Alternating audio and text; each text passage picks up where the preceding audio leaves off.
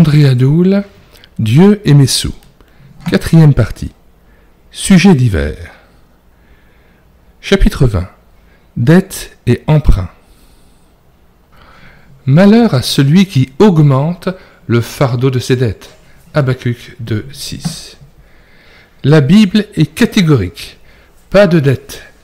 Ne devez rien à personne, si ce n'est de vous aimer. Romains 13, verset 8. Prenant au sérieux et à la lettre cette parole de Paul, certains chrétiens s'abstiennent non seulement de contracter des dettes, mais encore de recourir à un emprunt indispensable au développement de leur entreprise ou à l'acquisition de leur maison. Leurs scrupules sont-ils fondés? Sans doute convient-il de préciser ce qu'il faut entendre par dette et chercher à discerner en quoi une dette diffère d'un emprunt. Ces termes sont-ils totalement synonymes? Une personne est endettée lorsqu'elle doit de l'argent à un particulier. Facture non réglée, prêt non restitué. L'emprunt est plus généralement souscrit auprès d'un organisme, banque, crédit foncier, PTT, qui avance la somme demandée et fixe les modalités de son remboursement. S'endetter et emprunter sont à première vue des termes équivalents car la démarche est la même, quelle que soit la nature du créancier. Cependant, un emprunt n'est pas une dette aussi longtemps que l'emprunteur est en mesure de tenir ses engagements. Il devient une dette lorsque la personne n'a pas l'intention de restituer le bien prêté. Dans ce cas, il y a escroquerie. Le méchant emprunte et ne rend pas. Psaume 37, verset 21. Un emprunt devient une dette lorsque la personne ne montre aucun empressement à rembourser les sommes dues, soit par négligence, soit par mauvaise volonté, attitude inconcevable de la part d'un chrétien. C'est un manque de sérieux et d'amour à l'égard du créancier, l'amour étant, selon l'Écriture, la seule dette autorisée. Un emprunt devient une dette lorsque la personne n'a pas la possibilité de régler ses mensualités. C'est le cas de gens dépensiers vivant au-dessus de leurs moyens. Incités par une publicité alléchante, claironnant « Achetez, vous payerez demain », les clients naïfs se lancent inconsidérément dans des achats à crédit. Notre génération est insatiable, désireuse de posséder avant le temps, incapable d'attendre ou de se priver. Aussi s'engage-t-on trop souvent dans des dépenses démesurées. On voudrait tout avoir à la fois, la machine à laver la vaisselle, l'automobile puissante, la caravane ainsi que le pavillon de standing, sans avoir au préalable fait sérieusement ses comptes. Pour prévenir ces excès qui mettent à mal tant de familles, l'État français s'est montré sage en exigeant que le montant des mensualités n'excède pas le tiers du revenu mensuel du foyer. Je puis emprunter avec bonne conscience. 1. Si cette façon d'opérer est chez moi exceptionnelle. Qui achète trop souvent à crédit devrait réviser son comportement et permettre au Saint-Esprit de révéler le péché de convoitise. 2. Si l'opération envisagée, achat d'un appartement par exemple, a été longuement mûrie et s'impose réellement. Il n'est jamais bon de s'engager avec précaution dans une dépense importante, pas vraiment de première nécessité. 3. Si j'ai des ressources suffisantes et sûres pour régler fidèlement le prêteur, il est prudent de ne pas se fier aveuglément à un plan de financement dressé hâtivement par une agence. Il y a lieu de prévoir un bon pourcentage de frais supplémentaires. Je ne devrais jamais agir sans avoir le feu vert de Dieu. Si j'éprouve quelque malaise à souscrire un emprunt d'une certaine importance, je remettrai l'opération à plus tard. Ce qui n'est pas le produit d'une conviction est péché, déclare l'apôtre, Romains 14, verset 23. Ne te détourne pas de celui qui veut emprunter de toi, Matthieu 5, verset 42. Émanant de Jésus lui-même, cette injonction à culpabiliser nombre de chrétiens scrupuleux. En effet, dois-je systématiquement répondre aux sollicitations de tous les mendiants qui tendent la main dans le métro ou à chaque coin de rue, à tous les clochards qui frappent à ma porte, et les pasteurs en accueillent souvent? Ne sont-ils pas des professionnels de la misère qu'on encourage au vice en accédant à leurs requêtes? Note 1. Habitant en plein Paris, j'ai pu observer un mendiant qui s'installait jour après jour devant une église sous ma fenêtre. J'ai compté combien de pièces tombaient dans sa grande boîte en un quart d'heure et me suis approché pour considérer la valeur moyenne de ces pièces. Je pus conclure que cet homme gagnait 7 à 8 fois mon salaire. Ce calcul m'a été confirmé par une sergente de l'armée du salut qui avait reçu les confidences d'un clochard. Par ailleurs, il faut aussi constater que le nombre des clochards a nettement augmenté avec le développement du chômage, soulignant ainsi l'importance du facteur économique.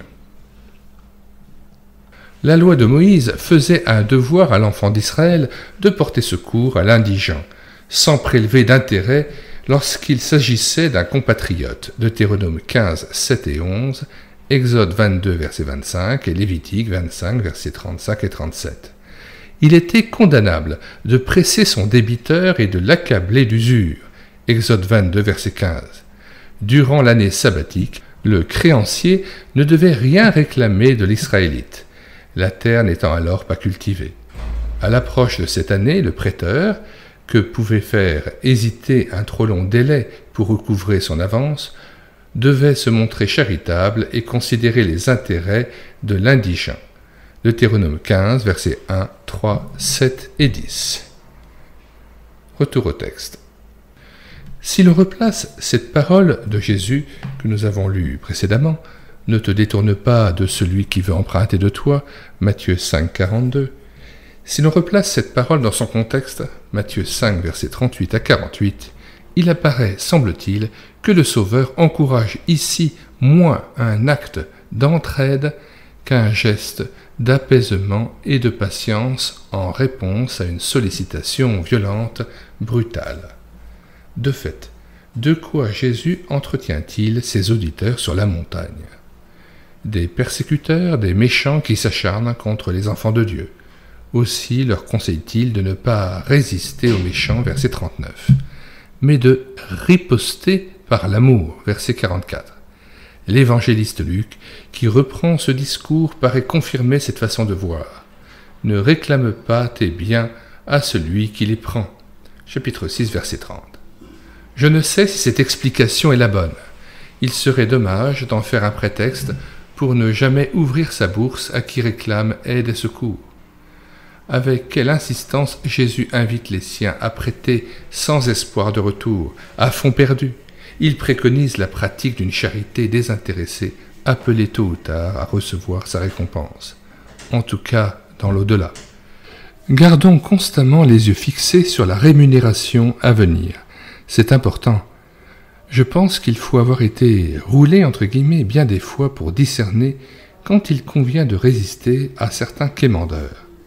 Si une personne réputée dépensière, accumulant les dettes, me demande un chèque pour faire des achats somptueux, je resterai sourd à sa requête en lui donnant les raisons de mon refus.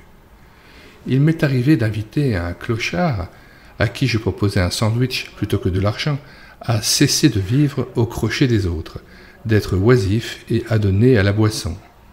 La plupart d'entre eux puent le vin. Paul dit sans ménagement, « Si quelqu'un ne veut pas travailler, qu'il ne mange pas non plus. » 2 Thessaloniciens 3,10. Ne pas céder à certaines sollicitations est une autre façon de ne pas se détourner de celui qui cherche à emprunter. Cependant, à côté des faux miséreux, entre guillemets, à qui je dois résister, il y a d'authentiques détresses, des familles sans ressources méritant assistance.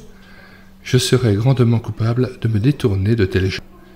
Avec joie et empressement, je me porterai plutôt au-devant d'eux pour les dépanner entre guillemets et leur témoigner un peu de l'amour du Seigneur. Il est temps de s'examiner sérieusement sous le regard de Dieu. Ai-je dans le passé confié des sommes importantes à des personnes démunies, ne pouvant faire face à certaines échéances, avec ou sans intérêt? Ai-je au contraire opposé un refus alors que j'en avais les moyens? La crainte de perdre mon argent m'a-t-elle fait reculer? Suis-je vraiment détaché des richesses? Question 1. Présentement, ai-je des dettes à régler? Pourquoi les ai-je contractées? Suis-je réellement préoccupé de les rembourser au plus vite? Mes engagements sont-ils tenus et mes mensualités réglées à temps et régulièrement? 2. Ai-je l'habitude d'acheter à crédit? Ne devrais-je pas réviser ma façon de faire, d'abord devant Dieu, puis auprès des responsables de mon Église? 3. Ai-je été amené à prêter avec joie? Suis-je vraiment sensible aux besoins des autres? Bénissez le Seigneur qui a réglé définitivement votre dette sur le calvaire. André Adoul, Dieu et mes sous. 4e partie. Sujet divers. Les jeux d'argent. Chapitre 21. Que sert-il à un homme de gagner le monde entier s'il se perd ou se ruine lui-même? Luc 9, verset 25. Alors que je rédige cet ouvrage, un jeune m'interroge. Le chrétien peut-il jouer de l'argent au tiercé ou au loto par exemple? Cette question me gêne. Je répugne toujours à énoncer un « il ne faut pas » ou « le chrétien ne doit pas », alors que l'apôtre déclare sans ambiguïté « tout m'est permis » 1 Corinthiens 6,12.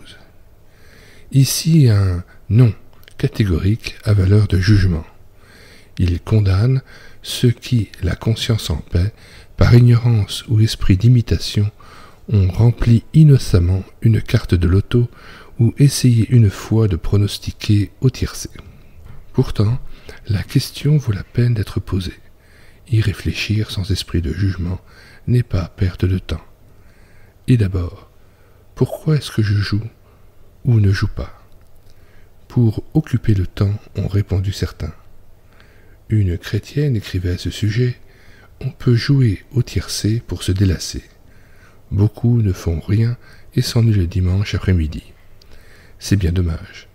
Or, l'attente des résultats est captivante et pleine de suspense. Il vaut mieux jouer au tiercé, donc s'occuper, plutôt que de bâiller en regardant voler les mouches. » L'argument est bien mince et peu honnête par surcroît. Il serait dommage qu'un chrétien n'ait pas mieux que le tiercé pour vivre un bon dimanche. L'explication de cette femme est irrecevable, ou plutôt prétexte, fruit d'un malaise qui force à se justifier. Il serait plus authentique d'avouer « Je joue en espérant décrocher le gros lot. Pourquoi pas, après tout ?» Est-ce réellement irrépréhensible? Une fois de plus, j'interroge. Le joueur n'est-il pas tenté ou gagné par le désir de faire fortune d'un coup, d'empocher le magot sans remuer le petit doigt, de palper de l'argent acquis sans effort, fruit du hasard et du labeur des autres, et non le salaire de sa propre activité ou de celle de ses ascendants lorsqu'il y a héritage? Le jeu me fait choisir un moyen de m'enrichir différent de celui qu'ordonne l'Écriture. Genèse 3,19. C'est à la sueur de ton visage que tu mangeras du pain, jusqu'à ce que tu retournes dans la terre d'où tu as été pris, car tu es poussière et tu retourneras dans la poussière. 2 Thessaloniciens 3, 10-12. Car lorsque nous étions chez vous, nous vous disions expressément, si quelqu'un ne veut pas travailler, qu'il ne mange pas non plus. Nous apprenons cependant qu'il y en a parmi vous quelques-uns qui vivent dans le désordre, qui ne travaillent pas, mais qui s'occupent de futilités. Nous invitons ces gens-là et nous les exhortons par le Seigneur Jésus-Christ à manger leur propre pain en travaillant paisiblement. Pour vous, frères, ne vous lassez pas de faire le bien. Retour au texte. Mais, objectera-t-on, pourquoi la chance ne s'appellerait-elle pas Dieu, puisque certaines personnes le prient pour gagner à la loterie nationale? Écrivait une autre correspondante. Argument dérisoire. Si Dieu répondait à ces folles requêtes, les gens se convertiraient en foule, mais certainement pas pour l'amour du Seigneur. Vous demandez et vous ne recevez pas, parce que vous demandez mal, afin de tout dépenser pour vos passions, déclare Jacques, chapitre 4, versets 2 et 3. La chance égale Dieu? Allons donc. L'action jugée innocente de tenter le gros lot a pour origine l'amour de l'argent, le désir d'amasser un trésor sur la terre. Vite et sans peine, la convoitise anime le joueur, qu'il le reconnaisse ou non. Et par convoitise, il faut entendre tout désir illégitime qui incite à posséder ce que Dieu n'a pas jugé bon d'accorder, ici la richesse. Vous convoitez et vous ne possédez pas, reproche l'apôtre, Jacques 4, verset 5. Ai-je réellement accepté ma condition modeste? Suis-je en repos sur ce point? Ou, au contraire, suis-je jaloux du riche, avide de grossir mon avoir? Joueur ou pas, il est bon de se laisser sonder par le Saint-Esprit pour être délivré de l'envie et apprendre à être content de son état. Philippiens 4, 11.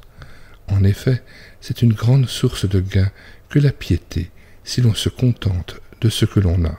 1 Timothée 6, verset 7. La chance égale Dieu? Disons plutôt le diable, lorsque, à la frénésie de gagner, se mêle l'occulte.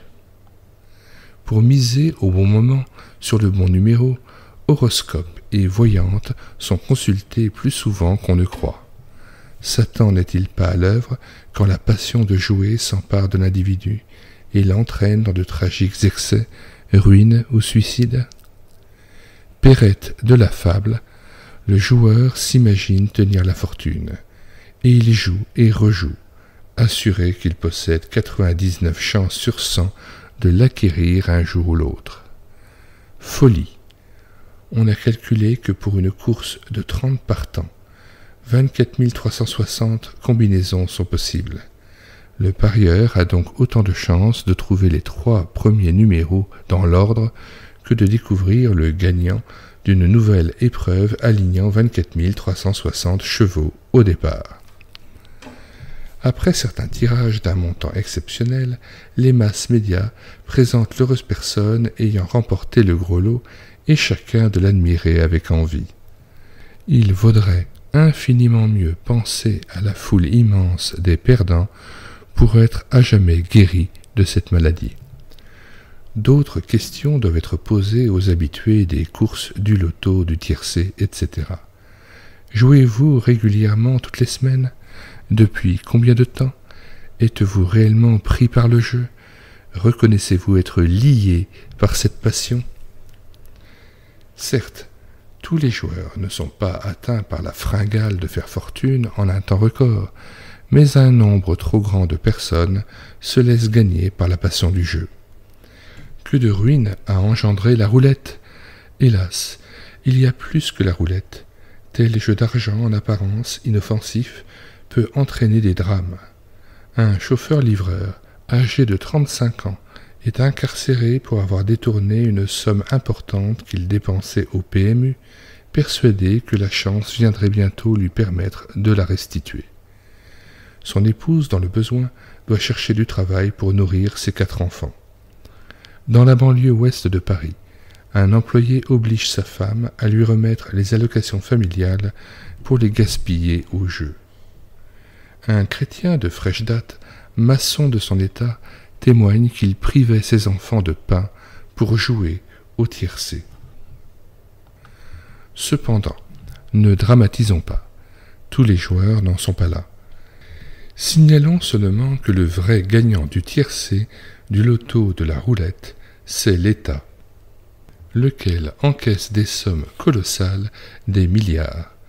La poule aux œufs d'or est trop féconde pour qu'on lui torde le cou, même si, en haut lieu, les consciences ne sont pas totalement à l'aise, car les jeux ont toujours été un sujet de préoccupation pour les gouvernements. Faut-il les interdire, les réglementer ou les tolérer?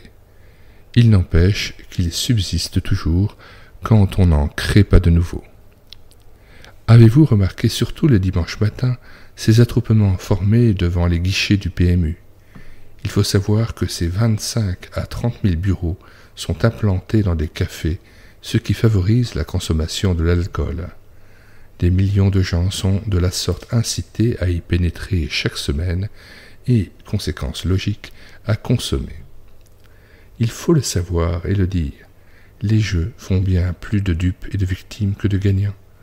C'est pourquoi ne nous laissons pas tenter par le mirage du gros lot et mettons sérieusement en garde nos enfants contre le réel danger que représentent les jeux d'argent. Que sert-il à un homme de gagner le monde entier s'il se perd ou se ruine lui-même? Luc 9, verset 25. Question 1. Vous est-il arrivé de jouer de l'argent? Souvent. L'avez-vous fait avec bonne conscience ou en ressentant un certain malaise? 2. Vous êtes-vous demandé pourquoi vous tentiez votre chance? Quelle réponse avez-vous donnée à cette question? Reconnaissez-vous que c'est le désir de gagner qui vous a poussé au jeu? 3. Croyez-vous que de tels jeux sont selon Dieu? Si vous êtes perplexe, accepteriez-vous de vous laisser sonder par le Seigneur? Bénissez-le pour tout ce qu'il vous a donné. Andrea de Hull, Dieu et mes sous. 4e partie. Sujet divers. Chapitre 22. Avant de déloger. Donne tes ordres à ta maison, car tu vas mourir. 2 Rois 20, verset 1. Une dame dans la soixantaine me confiait qu'elle n'avait pu obtenir de sa mère âgée, pourtant encombrée de meubles, qu'elle lui cède une armoire promise depuis longtemps. Puisque tu ne t'en sers pas et qu'elle me ferait grand plaisir, pourquoi la gardes-tu? La vieille maman, on devine son âge où l'on devrait enfin se détacher des biens de la terre, de répondre avec gentillesse. Sois tranquille, ma fille, elle est à toi, je te l'ai promise et je n'ai pas changé d'idée. À ma mort, elle te reviendra. Tu peux y compter.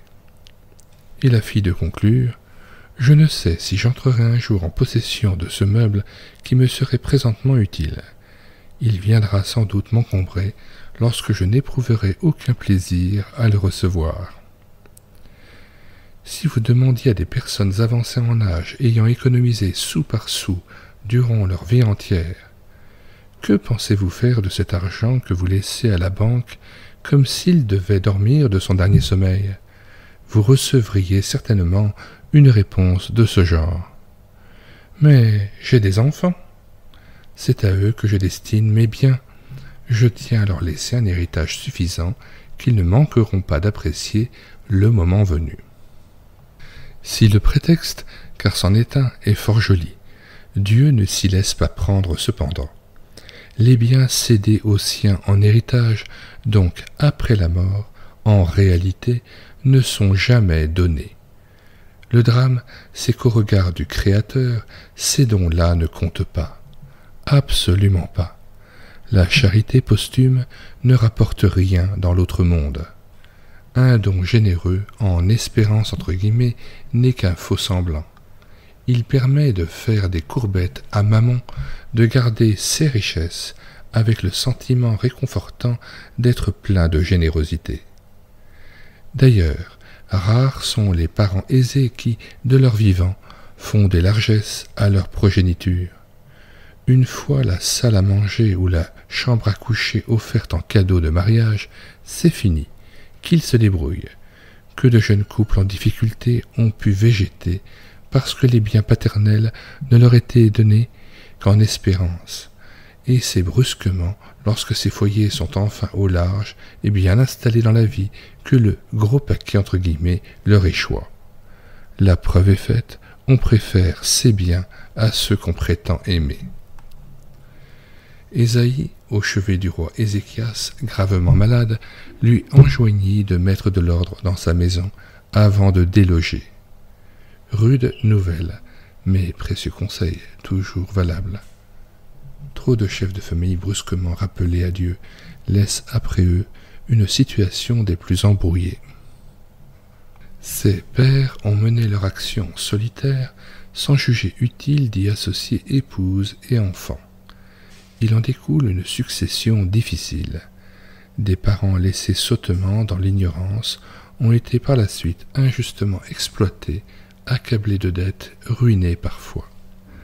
Si vous deviez quitter ce monde dans les 48 heures, pensez-vous que les vôtres seraient en mesure de prendre la relève sans problème, avec succès? Sont-ils réellement au courant des secrets de votre gestion? Vos comptes sont-ils à jour? Réfléchissez à cette éventualité et si cela est nécessaire, mettez de l'ordre dans votre maison. La plupart des parents répugnent à parler de succession avec leurs fils et leurs filles comme si d'évoquer ce problème raccourcissait la vie. Après la mort, qu'ils se débrouillent.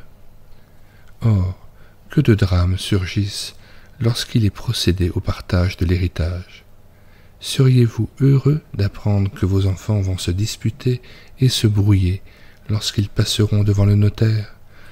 Ne serait-il pas sage de prévenir de tels affrontements? C'est pourquoi, pendant que vous êtes lucide et en pleine santé, proposez à chacun des vôtres de vous rencontrer, d'abord séparément, afin qu'ils puissent librement exprimer leurs souhaits. Note 1.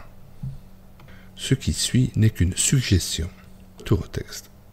Ainsi informés, vous pourrez, vous et votre épouse, dans un esprit de prière, délimiter au mieux chaque part, faisant en sorte que personne ne soit lésé ou favorisé et que ce partage réponde à l'attente de la plupart de vos enfants.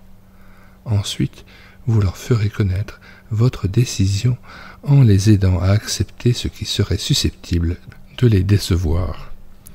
Enfin, vous fixerez avec précision et par écrit les modalités de ce partage en ayant soin de remettre à chacun une copie de ce document. Si les enfants sont chrétiens, il pourra leur être suggéré de consacrer une part de cet héritage à l'œuvre de Dieu ou à l'un de ses serviteurs dans le besoin. Certainement, ils y consentiront avec joie.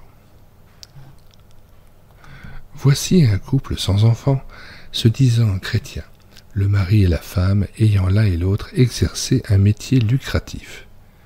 Gens d'autrefois, donc économes et sans ambition, ils ont pu acquérir plusieurs immeubles et sans doute amasser des sommes rondelettes. Les deux se sont brusquement éteints à quelques mois d'intervalle, laissant derrière eux du bien en abondance. Or, qu'advint-il de cet héritage? Malheureusement, l'État en fut le principal bénéficiaire. Dommage. Pour ce couple, particulièrement comblé, il en aurait coûté si peu de se demander « Que va devenir après nous ce que nous possédons? Ne pourrions-nous pas songer à faire des heureux en léguant nos biens à telle famille démunie? Ou à tel prisonnier dont les ressources sont incertaines? Est-ce si compliqué de trouver des héritiers lorsqu'on n'en a pas ?» Au cours des années 30, la Ligue pour la lecture de la Bible reçut un bel et vaste immeuble, le Mas de Sumène, légué de son vivant par une famille chrétienne. Depuis ce temps, des milliers de jeunes et d'aînés ont défilé dans ces longs couloirs, remplissant la maison de rire et de chants à l'occasion des camps et des retraites.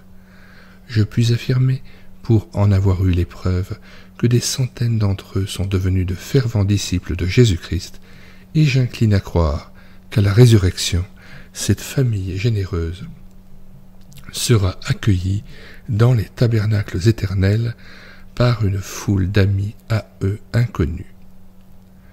En terminant, un conseil: si vous léguez vos biens à une œuvre chrétienne, agissez en plein accord avec les vôtres, et si vous n'avez pas d'héritier, demandez à Dieu qu'il vous les désigne avant que ne vienne l'heure du grand départ. Que vos biens servent à la gloire de Dieu. Question 1. Pensez-vous qu'il soit sage de discuter à l'avance de succession avec ses enfants? Si oui, êtes-vous résolu à le faire? 2. Êtes-vous dans l'abondance et sans héritier direct? Ne devriez-vous pas chercher à savoir à qui vous pourriez destiner vos biens afin de prendre ensuite une décision ferme? 3. Les vôtres sont-ils au courant de vos affaires? serait-il capable de vous succéder sans problème si vous étiez appelé à partir prématurément? Que pouvez-vous faire pour mettre de l'ordre dans votre maison? André Adoul, Dieu et Messou. 4e partie. Sujet divers. Chapitre 23. Les héritages. Pourquoi ne souffrez-vous pas plutôt quelque injustice?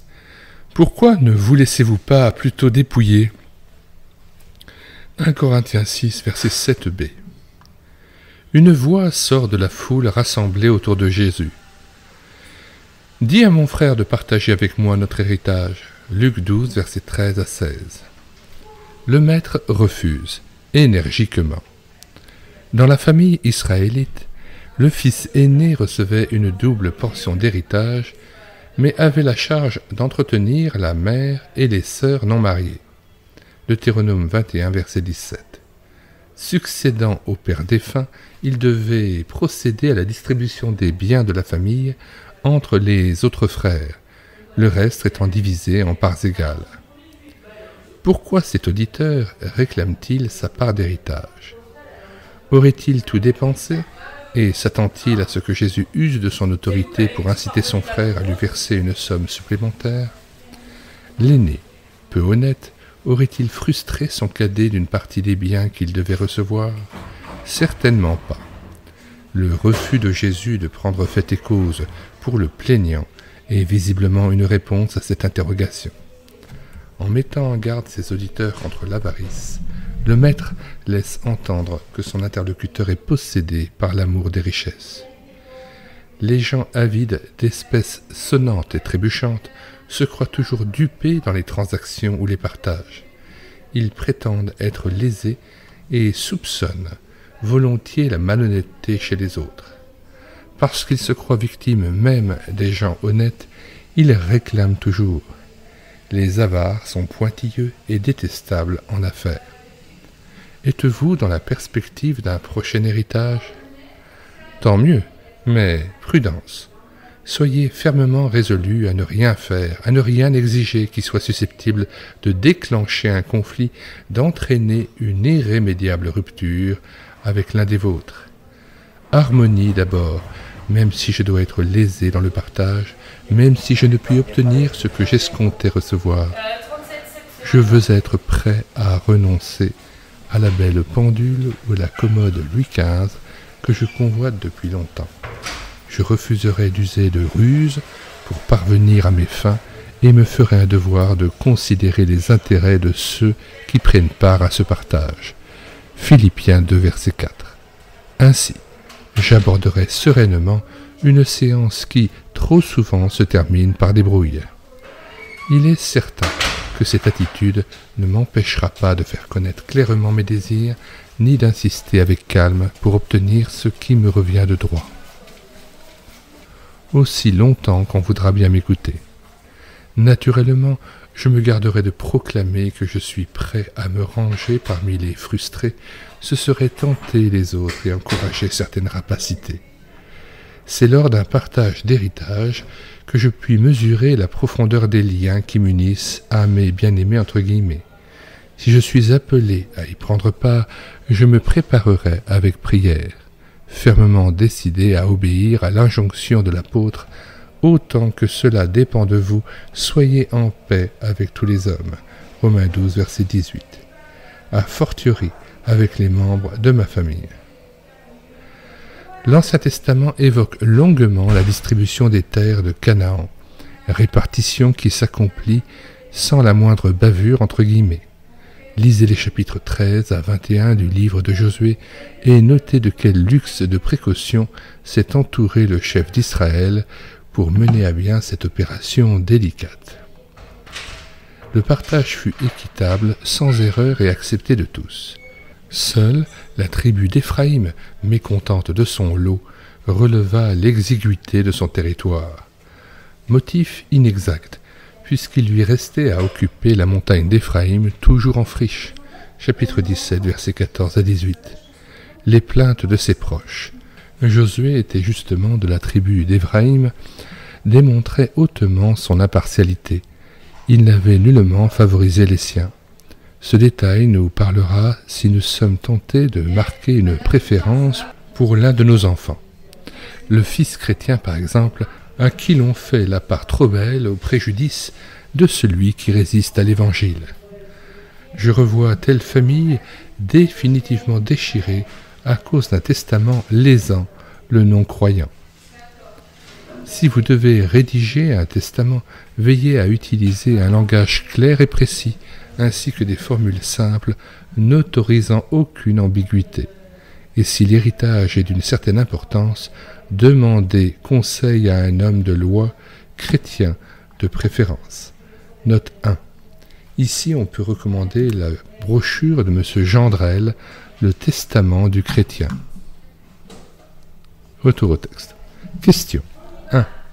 Êtes-vous appelé prochainement à partager un héritage avec des membres de votre famille? Savez-vous qu'il s'agit là d'une opération délicate qui a divisé bien des familles? 2.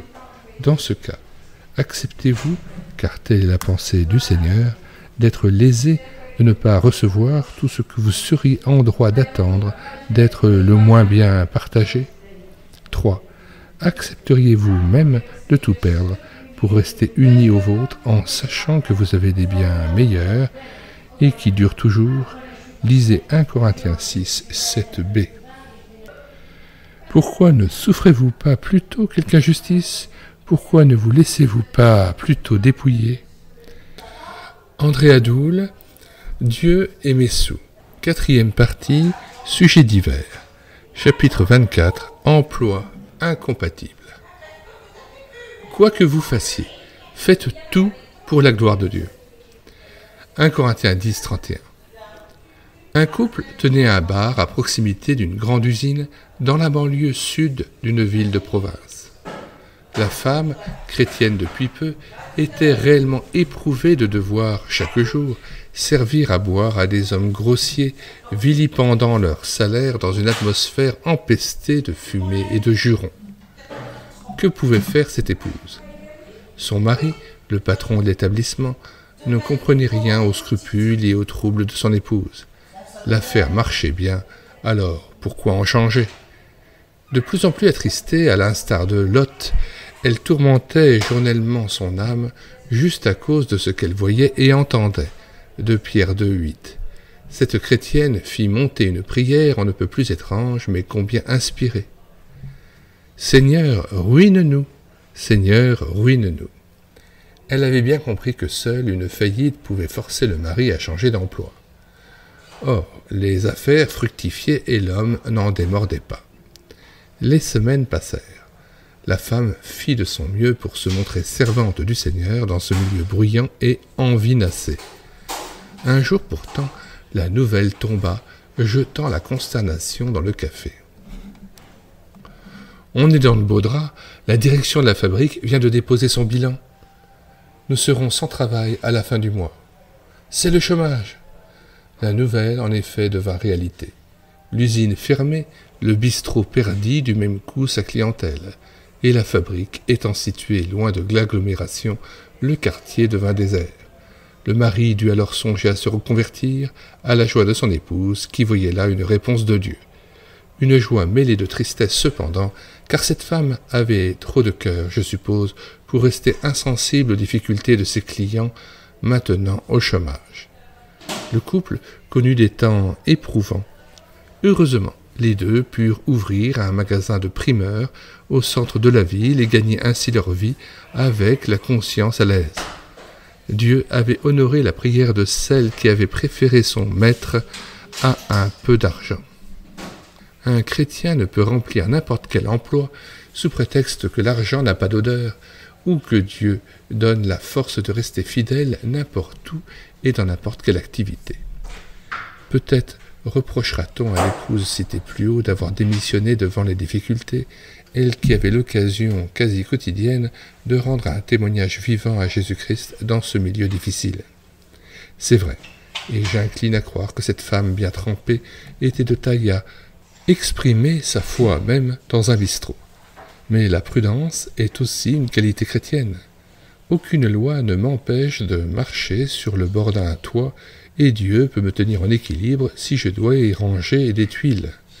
Pourtant, le bon sens me commande de rester le plus possible éloigné du bord, car bon nombre d'ouvriers couvreurs des plus exercés y ont laissé leur vie. Ne taxons pas de lâcheté ce qui est élémentaire prudence.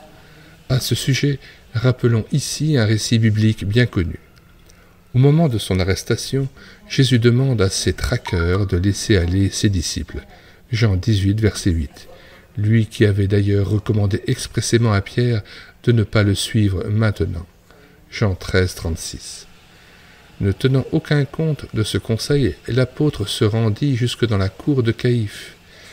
Il se croyait fort lorsqu'il déclarait « Je suis prêt à aller avec toi en prison et à la mort ». Luc 22, verset 33. Hélas, au milieu des moqueurs et des gens hostiles, il renia lamentablement son maître.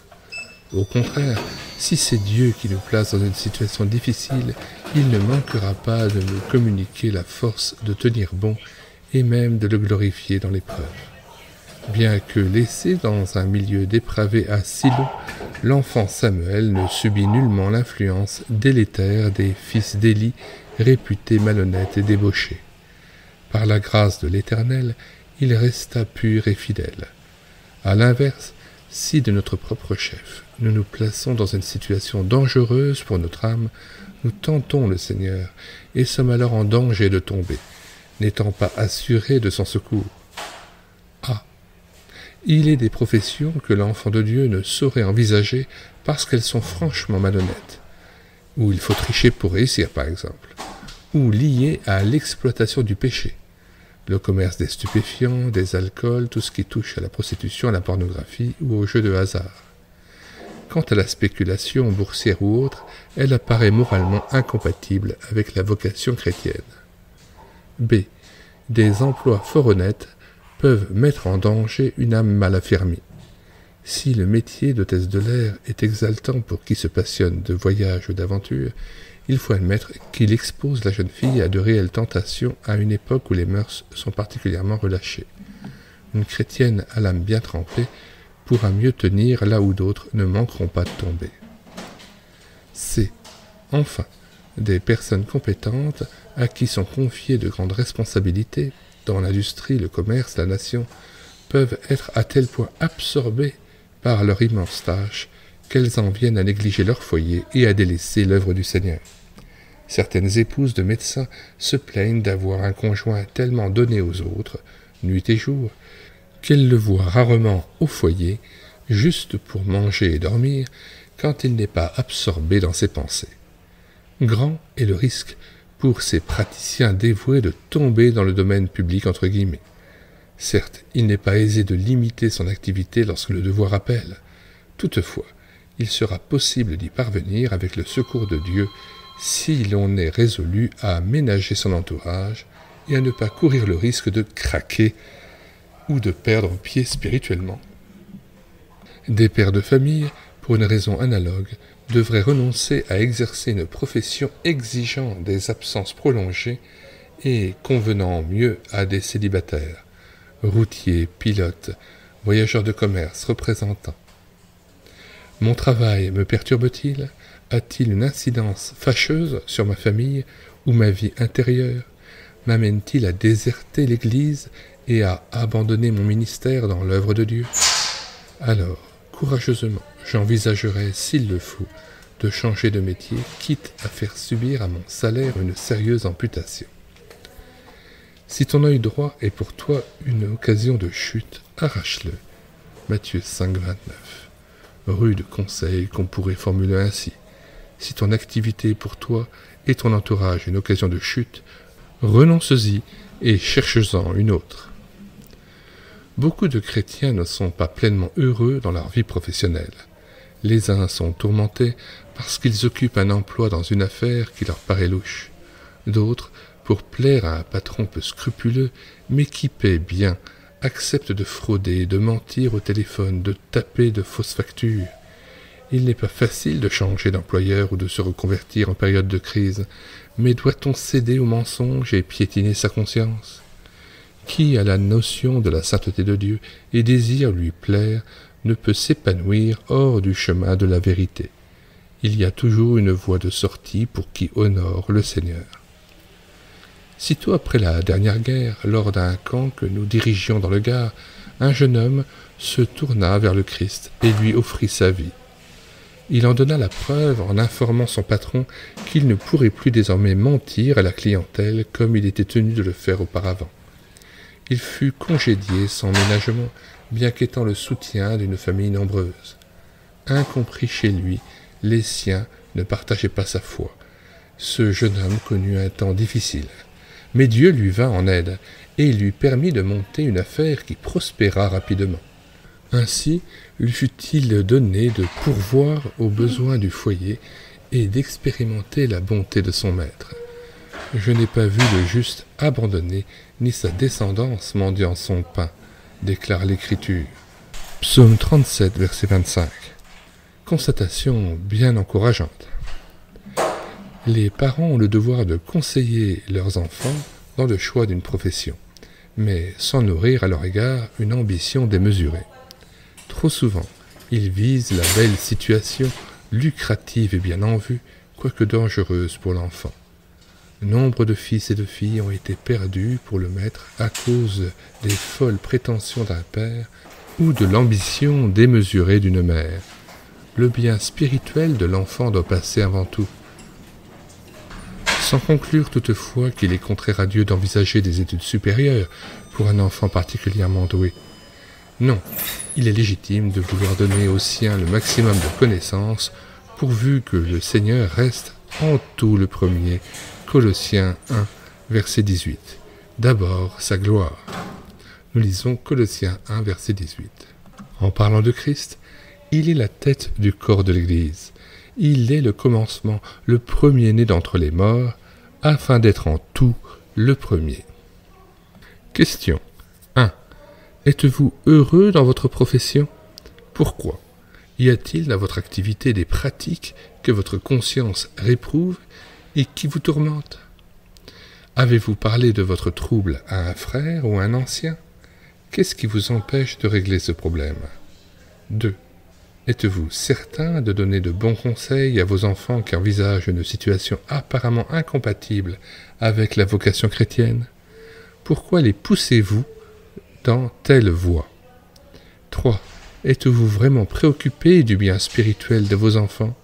Demandez à Dieu sa sagesse pour les conseiller selon sa pensée. André Adoul, Dieu et Messou. 4e partie, sujet divers. Chapitre 25. Content de son état. Que votre conduite ne soit pas inspirée par l'amour de l'argent. Contentez-vous de vos biens actuels. Hébreux 13, verset 5. Que me conseillez-vous? Me demanda un jeune professeur. Je suis dans l'enseignement, au bas de l'échelle. Aussi mon salaire est-il des plus modestes. Avec nos 2 enfants, nous avons de la peine à joindre les 2 bouts.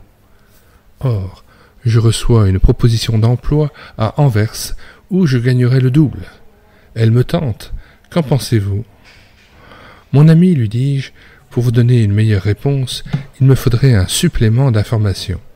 Puis-je vous poser une question indiscrète? Posez-la toujours. Je ne suis pas curieux, mais combien gagnez-vous par mois? Pour vous rassurer, je vous préciserai de mon côté le montant de mon salaire. Le jeune homme hésita, puis me cita un chiffre. Comme promis, je lui indiquai le mien. Alors il me regarda un instant comme s'il avait mal entendu, puis brusquement il s'exclama.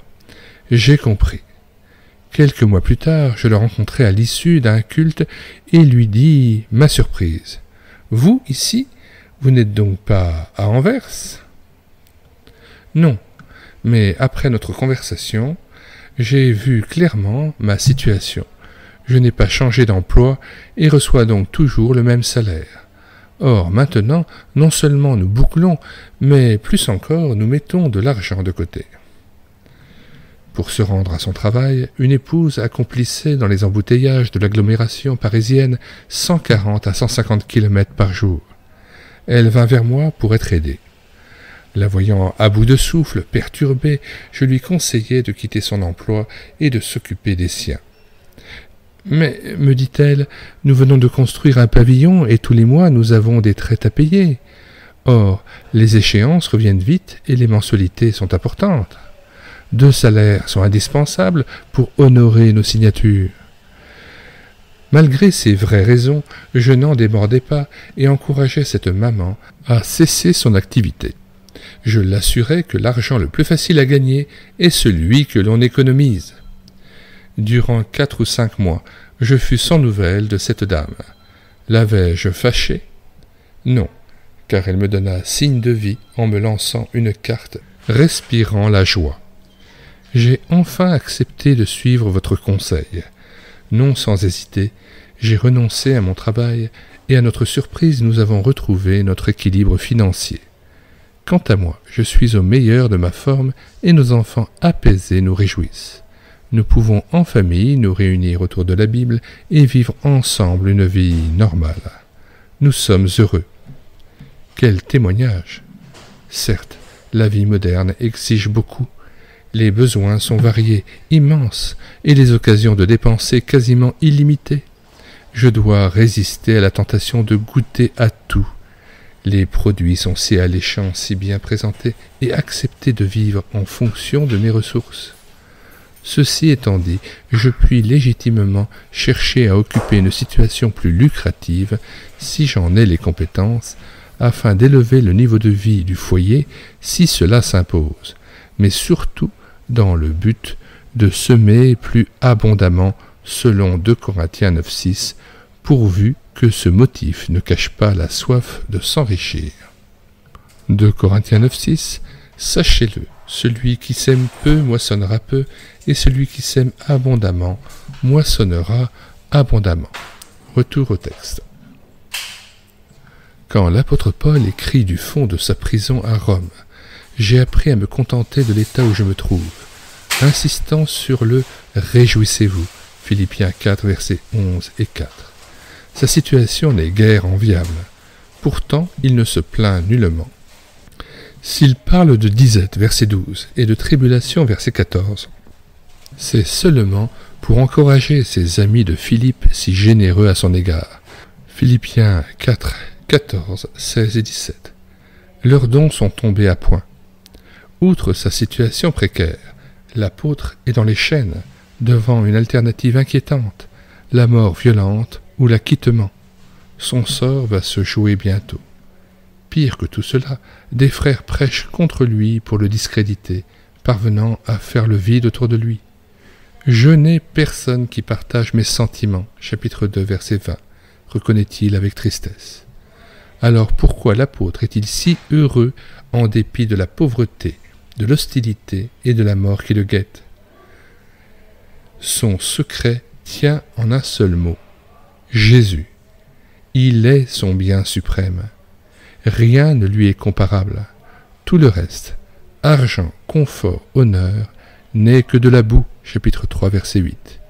Vivre près du Maître, le servir avec zèle dans une communion de tous les instants, voilà sa joie.